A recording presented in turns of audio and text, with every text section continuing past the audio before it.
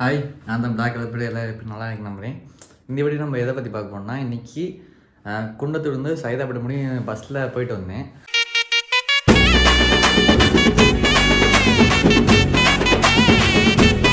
பசங்க எல்லாம் வந்துட்டாங்க. அவங்க வண்டியில் அங்கிட்டு இதெல்லாம் சுற்றிட்டு இருந்தேன் நைட்டு ஃபுல்லாக. அதில் நம்ம பசங்களோட மாதிரி அவ்வளோ என்ஜாய்மெண்ட் இருக்குல்ல, அது முக்கியமாக வண்டியில் போகிறனால அங்கிட்டு வண்டியை சுற்றும் போது அவ்வளோ ஜாலியாக இருக்கும். நான் இன்றைக்கி ஃபுல்லாக என்ஜாய் பண்ணேன். ஒரு 3 மணி நேரம் பைக்லாம் சுற்றிட்டு நடந்தோம் அங்கிட்டு இங்கிட்டும். அதில் டீ கடைக்கு போனது, அதுக்கப்புறம் ரைஸு, சிக்கன் ரைஸ் நூடுல்ஸுக்குலாம் அங்கே போய் சாப்பிட போனோம்.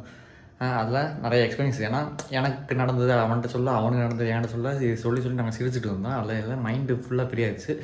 ஏன்னா இந்த வாரம் போன வாரம் எனக்கு மைண்டில் ஃபுல் டென்ஷன். ஏன்னா கம்பெனியில் ஒர்க் பண்ணி ப்ளஸில் எனக்கு டென்ஷன் ஓவர் பண்ணிட்டாங்க. ஏன்னா நான் பண்ணாத தப்பை எனக்கு சொல்லி எனக்கு திட்டினாங்க. எனக்கு செம்ம கோவம் வந்துச்சு. ஆனால் என்னால் ஒன்றும் பண்ணியிருக்கலாம். இருந்தாலும் பொறுமையாக இருக்குது, அது கொஞ்சம் காலம் தேவை. அதனால் ஏன் இப்போ பொறுமையாக இருக்குன்னா, நான் ஒரு 3 மாதம், இந்த 3 மாதத்துக்குள்ளே ரிசைன் பண்ணும்போது எனக்கு நான் ரிசைன் பண்ண போகிறேன். அதுக்காக நான் கொஞ்சம் பொறுமையாக இருக்கேன். அதனால் அந்த டைம் ஆக முடியும் நான் எவனையும் சீண்டக்கூடாது. அவ்வளோ அதே மீதி ஏதாச்சும் பிரச்சனை வந்துச்சுன்னா எது வந்து பார்த்துக்கலாம். அவ்வளோ அப்படியே நான் அங்கிட்டின்னு இது சுற்றிட்டு இருந்தோம். அப்போ இன்னொன்று என்னென்னா, இந்த மந்த் நவம்பர் 20 ஒரு பிளான் ஒன்று போட்டுருந்தோம். நானும் ஃப்ரெண்டு எல்லாமே தேனிக்கு போகிற மாதிரி. அதுக்காண்டி கொஞ்சம் கம்பெனிஸ் நிறைய பேசியிருந்தோமா, அதை பேசி முடிச்சாச்சு. அப்புறம் நம்ம அப்படின்னு சர்வே பண்ண ஆரம்பித்தோம். அதுக்கப்புறம் என்ன ஆரம்பிச்சுன்னா, எனக்கு ஒரு வண்டி ஒன்று தேவைப்படுமா, எனக்கு ஒரு வண்டி ஒன்று எடுக்கணும்னு ஆசையாக இருந்தேன். சரி, நம்ம இப்போதைக்கு போய் ஒரு வண்டி பார்ப்போம்னு சொல்லிட்டு வண்டி பார்க்க போயிருந்தோம். அது வந்து சைதாப்பேட்டில் செல்வி மோட்டார்ஸ் இருக்கலாம், அங்கே போய் பைக் பார்க்க போனோம். எல்லா பைக்கும் அங்கிட்டு இருந்துச்சா, எனக்கு அதை பார்க்க ரொம்ப ஆசையாக. என்னடா இத்தனை பைக் அங்கே இருக்கே, ஆனால் என்கிட்ட ஒரு பைக்கு இல்லையேன்னு ரொம்ப வேதனைப்பட்டுருந்தேன். அப்போ உள்ளே போனோடனே ஜெட் 900, அப்போ கவாசகி 400, அப்போ Kawasaki 650, BMW, Biennale, Java, R15, Duke, இது மாதிரி நிறைய பைக் இருந்துச்சு. என்னடா இத்தனை பைக் இருக்குது. அந்த ஜெட் 900 இருக்குல்ல, அதெல்லாம் நான் வீடியோ பார்க்கும்போது கொஞ்சம் நார்மலாக இருந்துச்சு. உள்ளே போனோம், என்னடா இப்படி கொடூரமாக இருக்கா அப்படி எனக்கே கொஞ்சம் பக்குன்னு இருந்துச்சு. ஆனால் அது என் ஃப்ரெண்டு சொல்லலை.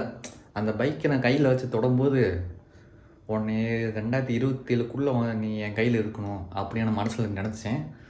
அது நடக்கும், எப்படியாச்சும் நடத்தி காட்டணும்டா. ஏன்னா அவ்வளோ ஆசை எனக்கு. ரொம்ப பைக்கு ரொம்ப பிடிக்கும். அதுக்கப்புறம் அந்த கடைக்காட்ட கிளம்ப சொன்னோம்.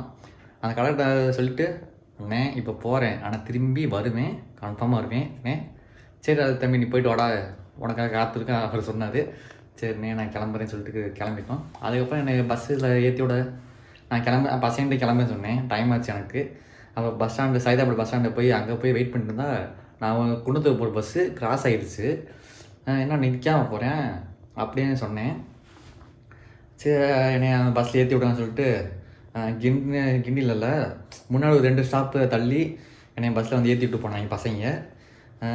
இருந்தாலும் அவ்வளோ டக்குன்னு ஃபாஸ்ட்டாக வந்து எப்படியோ கிட்டடிச்சு உள்ள சைட்டில் வந்துட்டாங்க. பஸ் ஏறியாச்சு. அதுக்கப்புறம் பஸ்ஸில் போகும்போது அதெல்லாம் முக்கியமாக என்ன சொல்லணும்னா, பஸ்ஸில் போயிட்டு இருந்தேன். எல்லாம் பண்ணுவோம், ஸ்பாட்டிஃபை கேட்போம், சாங்ஸு, அவள் வீடியோ அதுவும் பார்ப்பான். நான் ரீல்ஸ் பார்த்துட்டு இருந்தேன். ரீல்ஸ் பார்க்கும்போது அதில் எனக்கு இன்றைக்கி என்ன தெரியல, அம்மா ஸ்டேட்டஸு, அம்மா ரீல்ஸு, அப்பா இது மாதிரி ரீல்ஸாக நிறைய வந்துட்டு இருந்துச்சு. அதில் முக்கியமாக வந்தது தங்க மகன், அடுத்து விஐபி இருக்குல்ல, அதில் 2 டைலாக், அம்மா டைலாக் வந்துச்சு. அப்போ அப்பாவுக்கு வந்து அப்பா சீனில் ஒன்று டைலாக் வந்துச்சு. அது என்னென்னா, உங்கள் அப்பன் உன்னைய கஷ்டம்தான் வளர்த்துட்டான்டா, அந்த இது வந்துருச்சு. அது ரொம்ப எனக்கு ஹேட் பண்ணிடுச்சு. இருந்தால் அப்பா அம்மாக்காண்டி நான் ஏதாச்சும் ஒன்று எப்படியாவது பெருசாக ஒன்று பண்ணணும், அது கூடிய பண்ணுவேன். அதுக்கப்புறம் அந்த பஸ்ஸில் அந்த முதலியா வாக்கம்ல அந்த சைடு வரும்போது ஒரு ஆக்சிடென்ட் பஸ்ஸில். பஸ் முன்னாடிலாம் இல்லை, பஸ் பின்னாடி ஒரு 2 வீலர் வந்து இடித்து ஆள் கீழே வந்துட்டான். அது காரன் இடிச்சு விட்டானா இல்லை பஸ்ஸுக்காக இடிச்சு விட்டான்னு தெரியல. ரொம்ப பாவமாக இருந்துச்சு. இருந்தாலும் அவங்க சேஃபாக இருப்பாங்க. அதுக்கப்புறம் அப்படியே பஸ்ஸில் வர ஆரம்பிச்சிட்டேன். அதுக்கப்புறம் குண்டத்தை வந்தாச்சுங்க. குண்டத்தை வந்துட்டு அப்படி வீட்டுக்கு வந்துட்டேன். எப்படியும் இன்றைக்கி கஷ்டம் நஷ்டம் எல்லாமே வந்து போயிடுது.